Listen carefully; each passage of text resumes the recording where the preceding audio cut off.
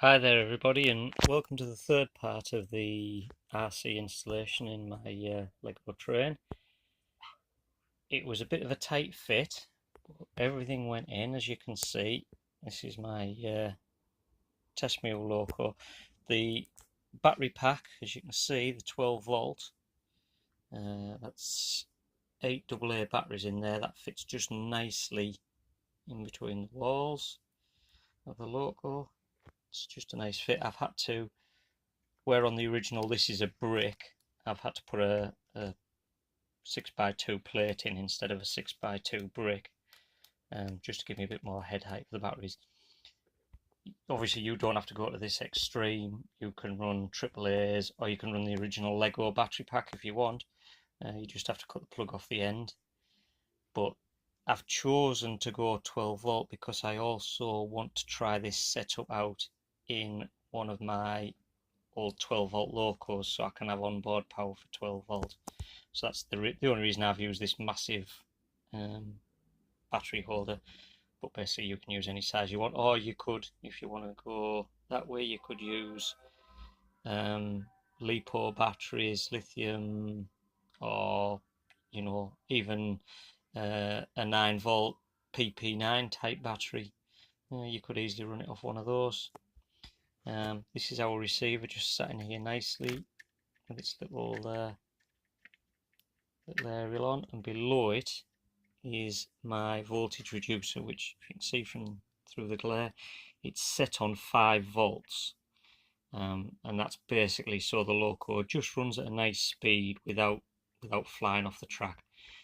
Obviously, if you're only building these or converting these for yourselves to use, then there's no need to put a voltage reducer in. This is just so the kids can play with it without going up to full speed, really.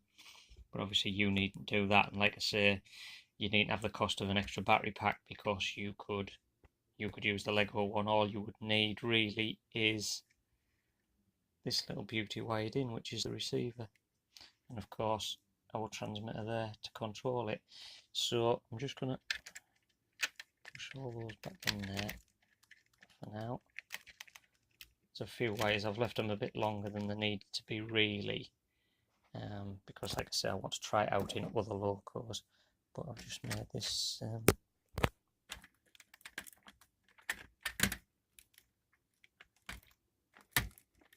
we go. Just put the top on there. So as you can see from the outside, it just looks like any other, well, apart from I've taken the pantographs off because I don't have cantenary, so I don't have electric locos. So there we go. And the controller, I showed you before, there is just the forward and reverse and the speed dial. So as you'll see, if we go forward, there we go, she's off. Now that is maximum speed on 5 volts without flying off on the corners. I could turn it down a bit more, but I think by the time it gets, I'll just stop it there because it's rattling away a bit. By the time it gets a couple of carriages on it, or a couple of trucks, it'll just be a nice speed. So if you see, we can flick the switch the other way, and there she goes. Now the other good thing about this is as well, this direction switch, if the loco is moving, doesn't matter what you do with it, so the kids can't jam it into reverse or anything like that, it won't do anything until you actually bring the loco to a stop, and then we can switch it over and she'll be away again. There we go. Now, just to give you an idea of the range, how am I going to do this? I'm currently in my loft, which is where I have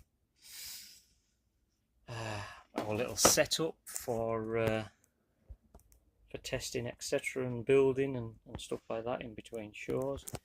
So if we go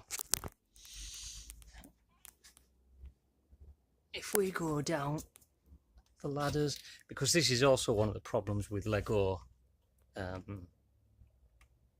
controllers that you get with them is the range is very poor. So I'll just go down. Now I'm basically below, under a floor, and the trains are above us. Now I'll switch it on, and I don't know whether you can hear that in the background, but we'll go back up and you'll see there we go. So you can imagine how good this would be at shows when you literally don't have to point the controller at the train. You can wander around, you can be at the back, you can be at the front.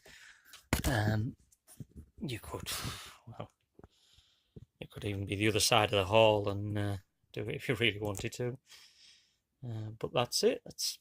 Everything seems to be working fine, and I think our next show is at Hull for